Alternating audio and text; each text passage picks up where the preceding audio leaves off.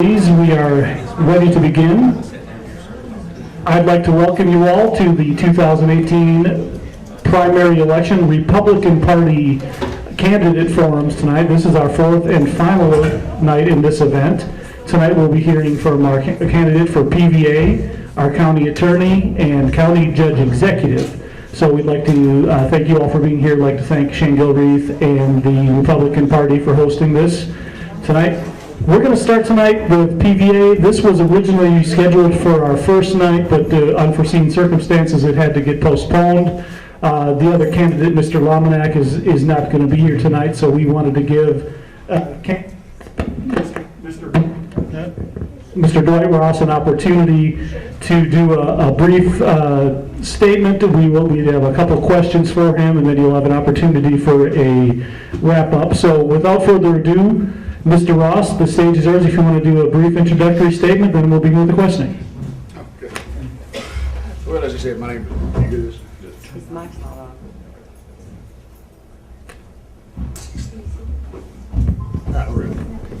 Okay, yeah, there we go.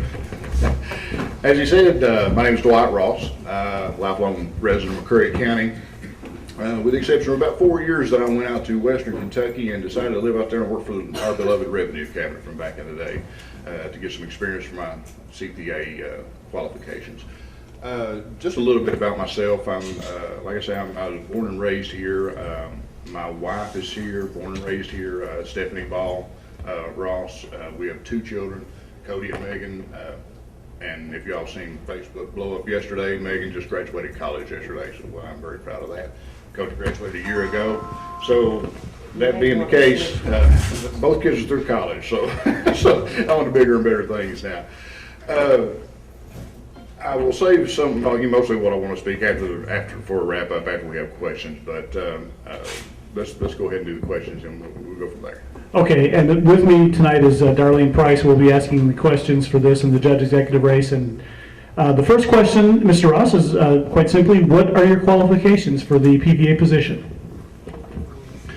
Well, as far as qualifications go, I have a bachelor's degree from Eastern Kentucky University, graduated in 1987. I am a certified public accountant.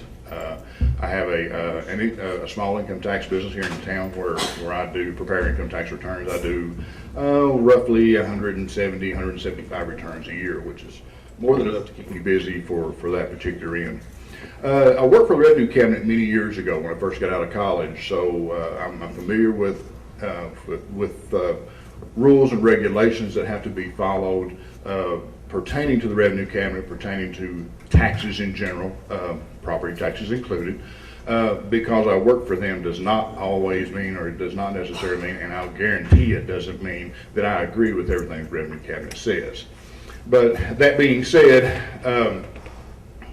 one of the qualifications that I have been told when I was an auditor for the Revenue Cabinet was that I have the ability to put myself in someone else's shoes and see it from their point of view. And that really, that has set with me all these years. And I do have that ability with most people. I can reason with people and get my point across and see their point and come to a mutual conclusion. Now, I know that you can't please everyone, but I think that I can work with most anyone, to fix any kind of situation. I've been in finance for the past 27 years. I just retired in June from school district, from Metcalfe County Schools. I was there 4 years. The longest stint that I had was actually with Kentucky Department of Education. I was a financial field rep for them for 9 years. A great job. I got to go around and helping school districts with their finance and troubleshooting any problems they had in their accounting systems, things like that. Now, as far as training for this particular job, there are certifications that each PVA has to have, and those certifications are, the training for those certifications are provided by the Revenue Cabinet, in my understanding, for any new PVA coming in. Basically, that's part of their salary base, that if they get these training, get these certifications that are provided by the Department of Revenue, then their salary is based on that as well. So, within just a matter of a couple of years, I should have all the same qualifications or all the same certifications as any PVA should have. Why do you want to be PVA? This has interested me for a few years. My last semester of college, I took a real estate class. The professor made that class so interesting that I thought, had I had taken that class the very first semester I was in college or the second semester I was in college, I would have probably majored in real estate. So it's something that I've been interested in for a long time. I don't have the desire to get into the buying, of being a broker or anything like that. So this is kind of a perfect fit for me. I get to deal with the real estate, and I know the tax part of it, so I feel comfortable doing it. I get to work with people, so so that's a great part of it. Now, one other thing that interests me about this, I told you I was a field rep for so many years. Over the years, working with the Pulaski counties and the Wayne counties, Whitley counties, I had actually, when I left the Department of Education, I had 43 school districts that I covered. During that time, I felt like I've always been able to speak to people and compete with people and be on the level that I needed to be to answer any questions they had. Now, a couple of times I ran into some situations where other counties, I should say, or other individuals decided that they want to pick on McCreary County, or they want to downgrade McCreary County. And that does not sit well with me. I'm from here. I'm proud to be from here. There's a bunch of great people here. There's great people everywhere, but I'm especially partial to the people here. So I think it's just one way for me to keep helping and say, okay, let me help my people, the ones that I know, the ones that I've been around all my life. So I think it's just another way for me to do that. Our final question will be, what resources will you use if elected to fairly and equitably evaluate property? Well, there are a number of different resources the body can use. Obviously we have stuff from the revenue cabinet and guidelines that they're going to give us now. That doesn't mean that they necessarily have to set that the revenue cabinet is going to set our rates or set our property values, things like that. But there are guidelines that we can use from a number of different areas. The real estate market, from local realtors, internet services, just about, there's just a plethora of information out there, and it's just a matter of finding it and making it fit to the situations that we have here in McCreary County. Okay, and that's the last of the questions. So if you want to take just a couple of minutes here to sum up and any final statements you'd like to make. Okay, sounds good. As most of y'all can understand, I'm not the most eloquent speaker in the world. I do believe in speaking about what I believe in and about what I know. I don't have a problem speaking with people, doing that sort of thing. I'm best when I don't plan, because that gives me a chance to say whatever pops on my mind, and if it fits, it fits. If it doesn't, it doesn't. So I'm warming this up for all you guys that are getting ready to do this stuff here in just a minute. So I'll take notes. But I mentioned earlier that I married Stephanie Ball. Her mother and father are Doris and Alfred Ball. My parents are Charles and Marie Ross. Both of us have been raised here all our lives. Mike. I'm sorry. Both of us have been raised here all our lives. So it is home, and it's going to remain home. So we're going to do the best we can do for our home. As far as the Republican Party goes, I know Greg, you and I had when we talked earlier, we went, okay, you going to have any questions about the Republican Party? So I'm glad you did, in the past anyway. I am a lifelong Republican. I was registered the very first time to vote as a Republican. I am a conservative person. I do not believe, as I said last weekend, I think at the airport, I don't believe in tax and spend. It's hard enough trying to pay taxes that we already have, but if you're talking about one of the poorest counties in the nation, why would anybody want to tax us even more? So I don't believe in tax and spend. I do believe in everybody having to pay their fair share, but that doesn't mean that their fair share has to be above and beyond what is really fair. So we don't want to break the bank doing that. Obviously, we have to do things to provide money for our county and to take care of our county. So there's got to be a happy medium, and hopefully we can find a happy medium. and I appreciate everyone's support on May 22nd. I thank you very much. Thank you. Ladies and gentlemen, Mr. Dwight Ross, he's the PVA candidate for the Republicans. Thank you, Mr. Ross.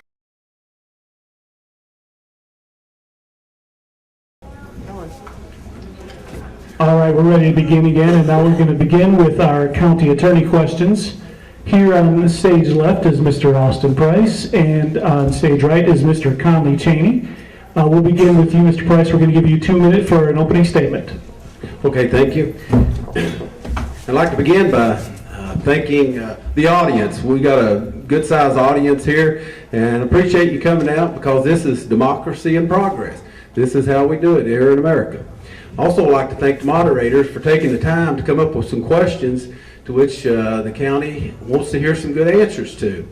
And I also want to thank the Republican Party for putting this on. I've done a lot of this stuff myself and been involved with it, and I know how much work goes into putting on something like this, so I certainly appreciate it. I'd like to begin by saying, you know, the reason I'm in this race is because I love McCreary County. I want to see my kids, my grandkids, be a part of this. I want them to share the love that I have for McCreary County and feel like that when they come here, they can come to a place that's safe, they can come to a place where there's jobs, and I want to be a part of creating all that. So far in my history of being here, I have done different things and tried to better our community. I think as being county attorney, we can be a very influencing force on various things, such as keeping our roads clean. One of the things I noticed, you know, we had all the volunteers that cleaned the roads up here recently, and I'd like to see them stay that way. And I think as county attorney, there's things we can do to make sure that that stays that way. Also with taxes, I think that county attorney can be a big influence on the taxes, especially taxes that are being raised for jails and for housing these prisoners. I think a county attorney can be a very big influence there.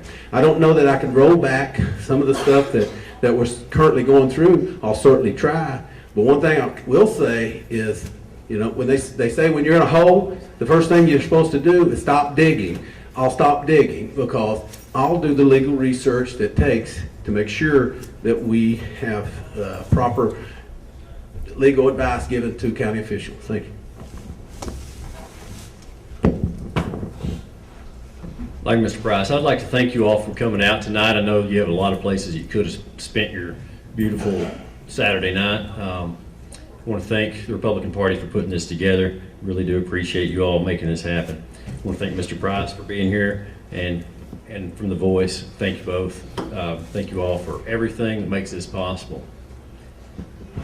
Folks, my name's Conley Cheney. I'm the county attorney. I'm now serving in my 4th year as county attorney. Prior to being county attorney, I served as assistant county attorney here. I served as an assistant county attorney in Fayette County for a short time. I served in Knox County in juvenile courts there as assistant county attorney. Been a prosecutor as a assistant Commonwealth attorney. That's the office in the state of Kentucky that prosecutes the felony cases. Also served, I believe it was about 3.5 years as public defender. During that time, I served in about 16 different counties. I think I counted up to 16 one time. Had a tremendous trial record during that time as far as the pace of trials as well as the results in those trials. In the Richmond trial office, out of, I don't know how many attorneys were in the office off the top of my head, but it turns out, I guess my clients like to go to trial because I had more trials than the rest of my attorneys in my office combined. And then the same thing happened in Pulaski County. I can't take credit for that. It takes courage of people to willing to go to a jury. And during my career now, I would put my trial record up against anyone. But now, as county attorney, that's not really where the bulk of your work is done. In fact, I've had defendants just enter a blind plea to the judge because they didn't want to go to trial. You can't make everybody go.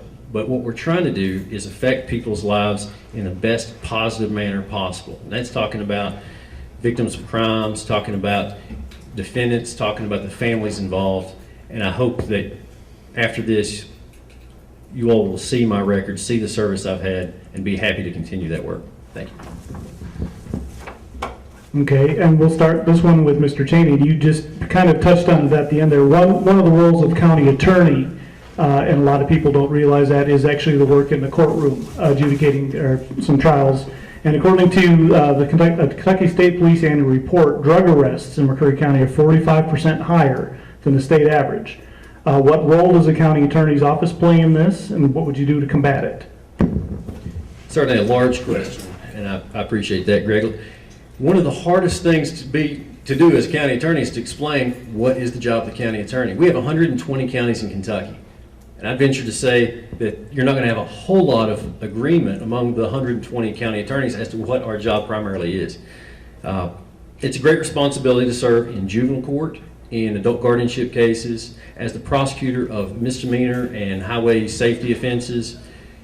Many counties, the county attorney's office still works in felony cases, although they cannot complete that because that goes on to the Commonwealth Attorney's Office in circuit court. Here in McCreary County, like many, since I've been in office, we did what many counties have already done. We created a rocket docket in partnership with the Commonwealth Attorney's Office. They take care of the felonies. Child support enforcement is a huge responsibility, and then of course legal counsel to the physical court. Now, I take all of these responsibilities very seriously. I'm one of few county attorneys in the state that actually covers juvenile court myself. I think that juvenile court, although it's often unseen, is probably one of the greatest responsibilities we have. That is the job where we're talking about parents, kids, who has shown that they don't put their kids' interest first necessarily. It's a tragic situation that you're often dealing with in juvenile court, but it's often unseen but extremely important. As far as the drugs, I want to get to that in your question. Everybody knows that drugs are a tremendous problem here in McCreary County and across the state. Even your property crimes, most of those probably have a root in drugs. Your DUIs, once upon a time DUIs were alcohol. Nowadays, it's drugs. That's what you're seeing. I feel like many people turn to drugs, and there's not a single family that's not affected. I'd be shocked if anybody in here doesn't have a close friend or family member who's been affected. A lot of times it's a feeling of, how do I get out of this? So what we try to do as county, or in my office anyway, we try to get them to some help if we can, some incentive to seek help, and do the best we can to give them that clean break and hope that they're ready to move forward. I think the first thing you got to do, if you're going to combat this, is you got to try cases. There's been 0 criminal jury trials. There have been 0 jury criminal trials this year.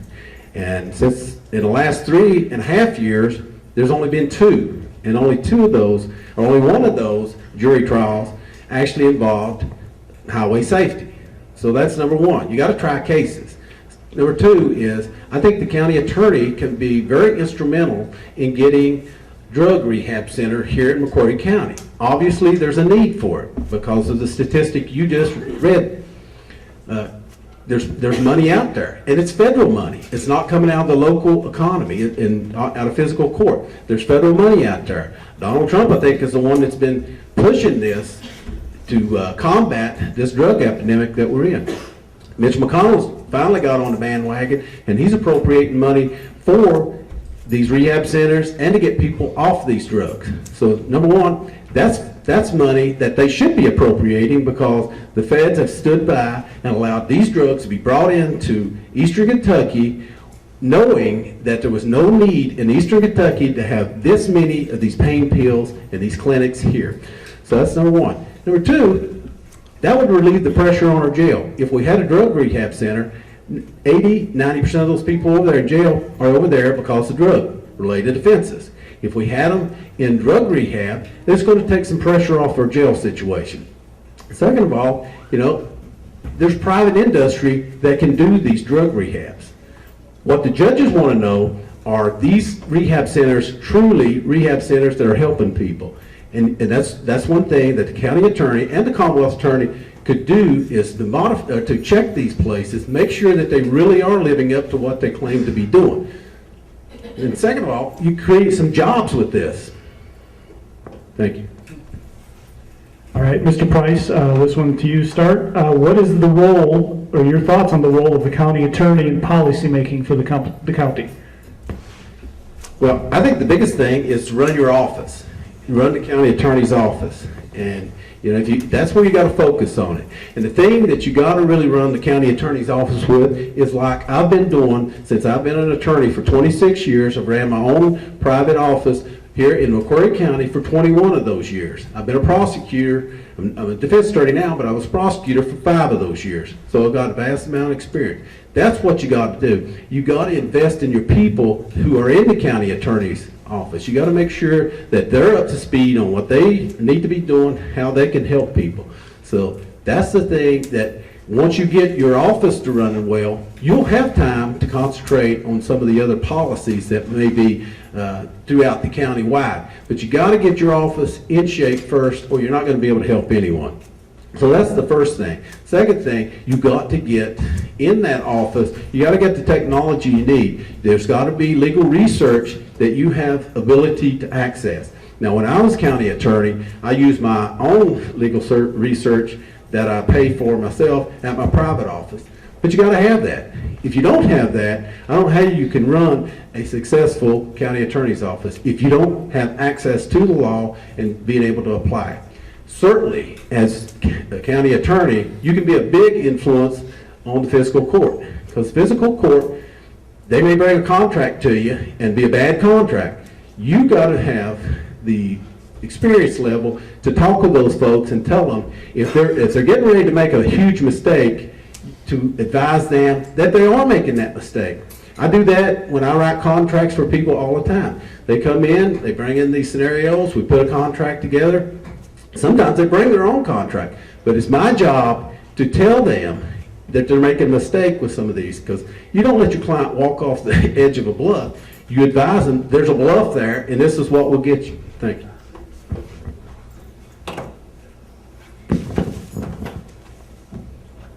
Folks, the county attorney is not a policymaker. I don't tell your magistrates what to do. If they're making a decision, which obviously is going to get them sued, certainly we let them know that. If there's a question about, is this contract legal? Most contracts are legal. I'll tell them if there's a clause in there that's not enforceable, of course.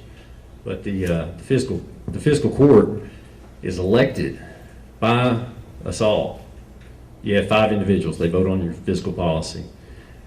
Your job as a county attorney is not to be a 6th voice, not to try to run the county. I've served the fiscal court faithfully. I've given sound legal advice. My opponent has run a campaign for 9 years for this office, 4 years against me. The last 4 years, it's all been about fiscal court. I'm surprised he didn't run for judge executive. I've been deeply disappointed.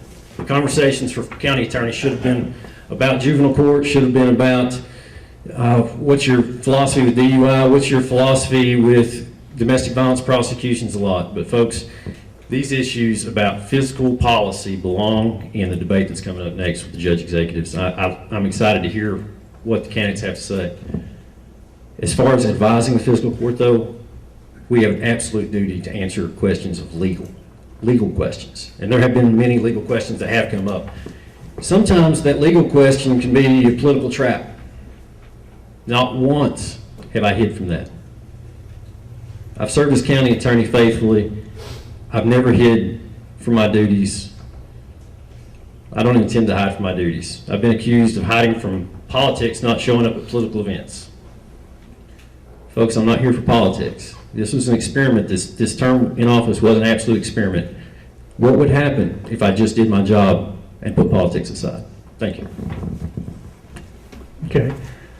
Mr. Cheney, this one start with you. How does your office deal with child support, cold check violations, and other things like that that come into the office? Thank you, Greg. I will absolutely answer that question. I want to use the front end of this to correct some of my opponent's statements about me in a prior question. Okay, said there's only been 0 trials this year. I think that's correct. I don't think I've actually had a jury trial this year. We're only in May. I understand we're halfway through the year, but I do recall one where I tried to push it to trial and the defendant said, I'm pleading guilty. I said, I'm not making you an offer. I'm pleading guilty anyway. Okay, we're willing to go to trial. We're absolutely willing to go to trial. A lot of times folks don't go to trial because we explain to them, here's the evidence I've got against you. You've got a duty to explain it to them. I don't try to ambush them. I don't try to bully them into a plea, but we let the defendant make that choice. We give them door number 1, door number 2. Very few want to go through door number 2, the jury trial. Okay, it says 2. I had 2 trials in the past 3.5 years in office. That's just false. Folks, I don't know how many I've had. Probably, I'm guessing the office total has probably had 5 or 6. I know that one was an assistant county attorney. I was excited to be able to get him to have that trial. I was trying to get him some more experience. He actually was working for us as a secretary pay with a law degree and a law license here in Kentucky. It was a real asset to us. But I remember one time in the trial, I couldn't help it. I was micromanaging, watching it on closed circuit TV. I jump up, I run in there and say, hey, you really ought to think about this. He was doing fine. The other assistant, he's done a trial once, and then I've had the rest. Okay, Greg, I'm sorry. Could you repeat that question? I know I've only got a few seconds. Yeah, you only got a few seconds. Your position on cold checks and child support? Yes, child support, cold checks. Because we no longer have a jail, never had a jail since I've been in office, okay? That put us in a tight spot with child support. What we've done, we shrunk down that contempt sentence from 6 months, where it always was, down to 28 days. Now, it used to be you get a 6-month jail sentence because you didn't pay your child support. The child support enforcement is not going to come back after you for about a year. They're going to give you some time to get back on your feet. We had to shrink that down to 28 days, so now we have to hit them 3 or 4 times a year. That adds a lot more work on our staff, but we're doing that because it works. Thank you. As far as child support and checks, when I was county attorney, those programs generally run on their own. Unless there's issues going on in child support, the ladies down there have always done a real good job.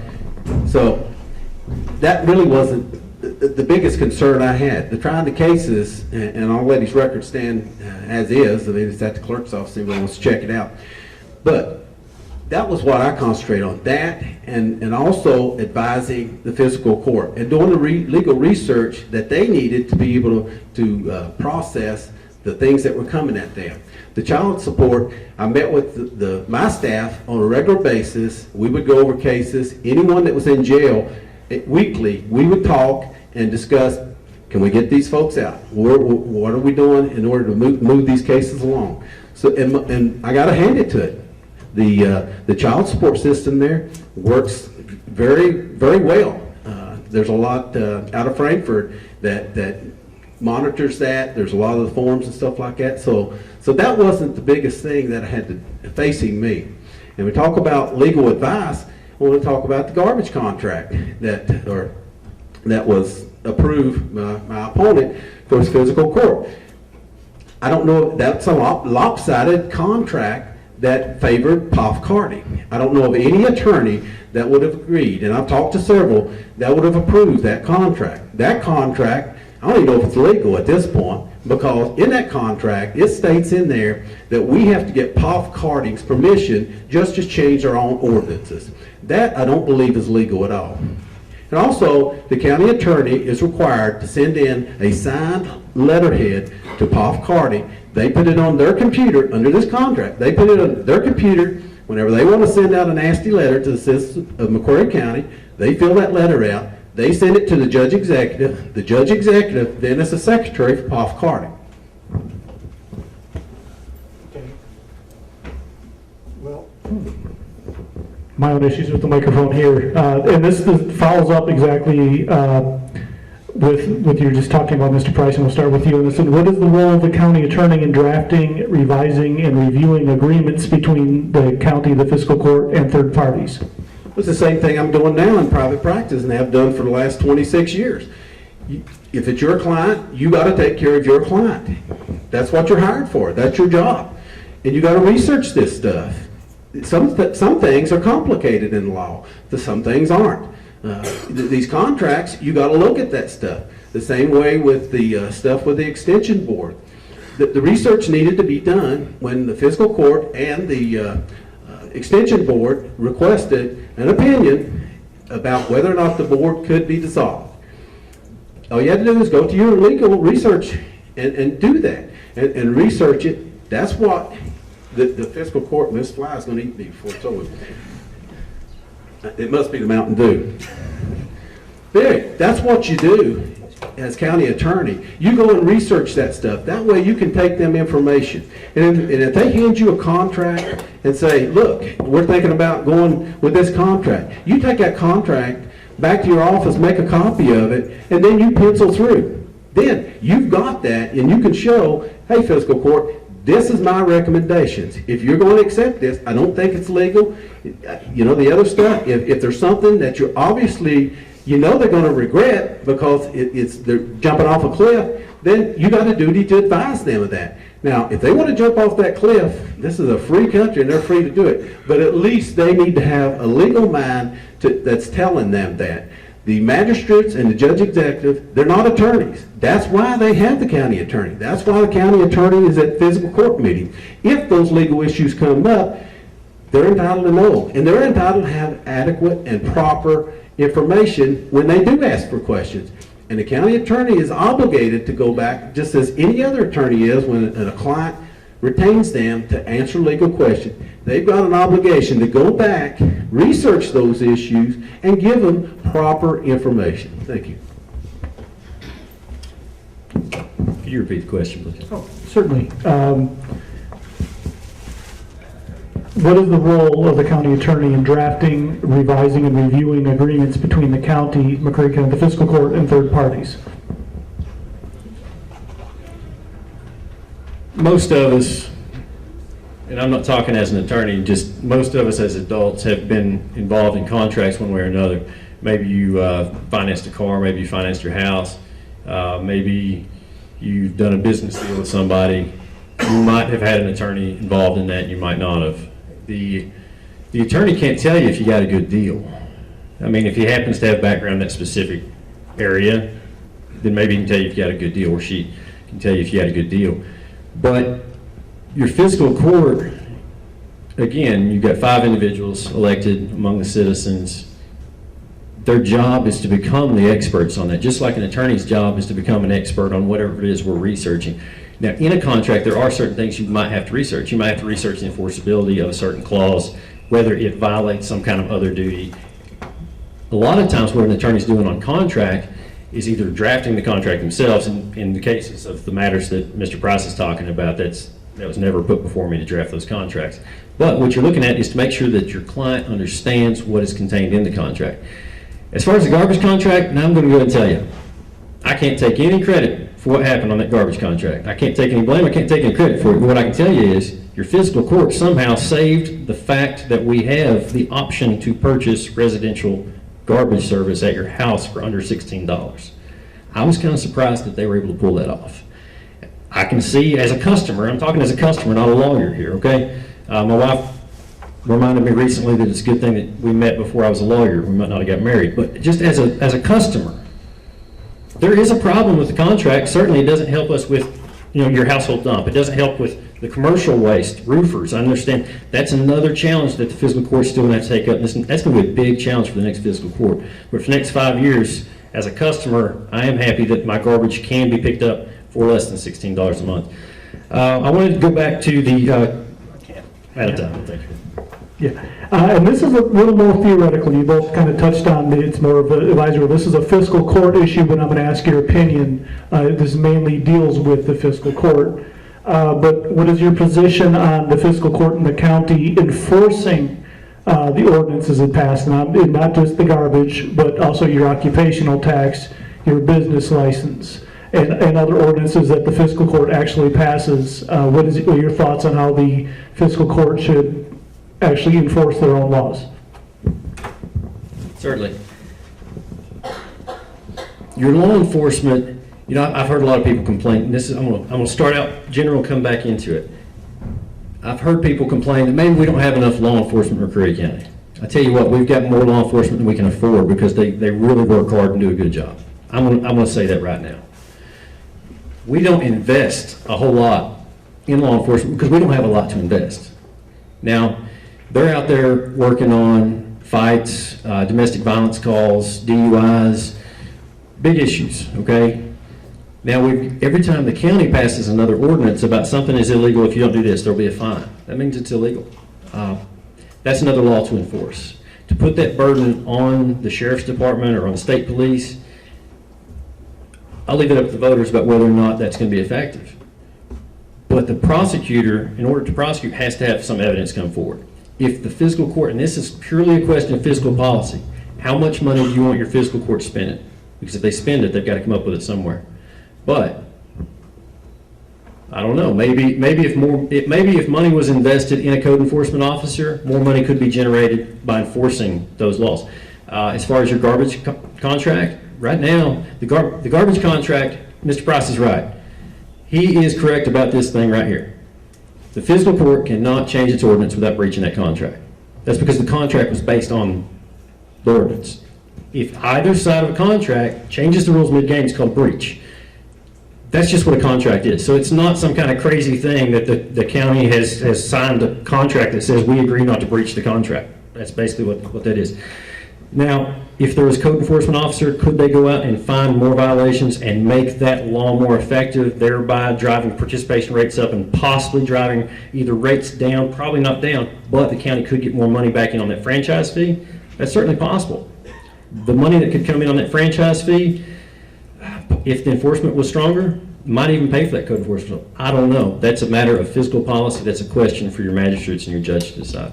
Thank you. Mr. Price? With reference to the garbage contract, I can tell you a couple things that if I'm elected county attorney, I'm not going to do. I'm not going to kick out a sex offender out of jail to make room for someone that can't afford their garbage bill. That's just not going to happen under my watch. And there's some other things that are not going to happen. One of the things that's not going to happen is I am not signing a blank letter and sending it to POF Carding for them to then, whenever they want to send a nasty letter out to one of our citizens, then to send that to the judge executive, and then the judge executive is then required under that contract to use our envelopes, stuff that with POF's letter, and then use our money to pay a stamp and mail it to our citizens. They're not going to get a letter from me, a blank letter like that. I don't sign blank checks. I'm not going to do that. Okay, and we just have a couple more here. We'll start this one with Mr. Price. Both of you are former Democrats, changed your party affiliation leading up to this election. What do you say to Republican voters who question the motive behind this change, and what are the specific points of Republican ideology that fostered your decision to change? Well, I think the Democrats thought I was too Republican because they didn't vote me in office 2 times that I ran. So I think they may be right. I know that whenever, my family had always been Republicans. And then coming from McCreary County, I didn't have a whole lot of money when I went to college and law school. The Democrats did make it possible with student loans and student grants for a lot of kids to be able to go to school. And I still appreciate Democrats for doing that. Now, in McCreary County, it's really what's in your heart that really matters. Because as a Democrat, and I know my paralegal, Vicki King, she was a Republican for years. And we would argue sometimes and back and forth, but at the end of the election cycles, a lot of times I ended up voting for more Republicans than she did. So it's what's in your heart, especially on the local level here in Kentucky, because we know people. And a lot of times you don't really question, are these people Democrats, are they Republican? Because it don't really matter that much here at the local level, because we're neighbors. And we don't, we argue, we banter back and forth, but we're neighbors. So it's really what's in your heart, because sometimes you're going to vote for Democrats, sometimes you're going to vote for Republicans, because they are the best person for the job. And that's how I've always seen myself, is who is the best person for the job? And that's what I strive to do, is get the best people in there. And that's what we should be looking for, is let's get the best people in there. Because, folks, this county needs some experienced leadership. And we better get some experienced leadership in there, or we're hurting. We're going to be hurting. Because if you think things are bad now, they can get worse. So I say, let's get experienced leadership in there, people with a proven track record of being able to do things, and let's make this county better. We got a great county, let's make it better. sorry, could you repeat the question? Oh, certainly. As a former Democrat who changed your affiliation leading to the primary, what do you say to Republican voters who question the motive behind this change? And what are specific points of the Republican ideology that fostered your decision to change? Okay, that's a perfectly fair question, especially since we're in a Republican forum. Again, I want to thank the Republican Party for putting this on. I'm not sure if we'd been able to have this had you all not made that happen. Folks, I'm going to go ahead and tell you, I wasn't real excited about my choices as a Democrat. I haven't been excited about the opportunities as a Democrat going forward in this state. But what is going on in the state right now, it lines up exactly with my philosophy on how the government should be paying for what it does. And it is 100% with the Republican platform what it's been. It is fiscally responsible. It is fiscally conservative. The governor has been pretty controversial here recently, but he actually said something I agreed with, and then he didn't apply it the way I thought he should.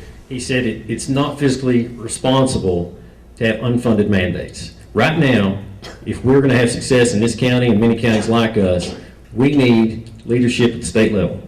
Now, we've got some leaders at the state level. We've got our representative and our senator, but they still need help. They need more voices from here. When I switched over to Republican, I was excited to be able to do that because hopefully it will increase my voice as I go and say the same things that the Republican Party's been saying for years. We need to quit taxing work, okay? That just doesn't make sense in the first place. You know, everything we do as a county, actually our responsibilities come down from the state, yet the resources we have to provide those services are limited by the state. What I'm asking the state to do is stop tying our hands, stop saying the only way you're going to raise money is on that occupational tax. I'd love to see them kill the occupational tax entirely. At the same time, they take the jail bill off of the counties because nobody's in jail for breaking a county law. Certainly nobody's kicked a sex offender out for not having garbage service. And we don't put people in jail for not having garbage service, okay? There's no, if you're truly too, I'm sorry, I ran out of time. I'd love to talk a whole lot more about that. Please ask me more about that later. Well, no, this will be my final question, but then we will give you an opportunity for a closing statement. And this one, it's no secret that this race has been particularly contentious of all the races in the primary. So I'm going to give you each an opportunity, starting with Ms. Cheney, to tell us one thing you respect about your opponent. Well, there's no doubt, Mr. Price, he's a hard worker, absolutely. When I was coming back when I was leaving the public defenders, he was gracious in asking me to be his assistant county attorney. I can't forget that. Although I told him I may be running for office, told him 3 times before he hired me, while I was working for him, and again at the end. Mr. Price, I believe he cares about his community. I do. I think we have a different approach. There have been times that I'll go ahead and admit I've got my feelings hurt a few times. Certainly, been disappointed. I'm not sure that Mr. Price recognized that those things were necessarily hurtful, but I have no doubt that he does wish to serve. He served a long time. I know he was a public defender, I believe, for about 5 years. I tell you, that's longer than I was, and that's the hardest job. That's harder than being a county attorney. Anybody can do that, I respect that. Mr. Price has spent years of his life working with the park board, the educational authority. I'm going to get the name of it wrong, but no, he certainly served our county. I respect that.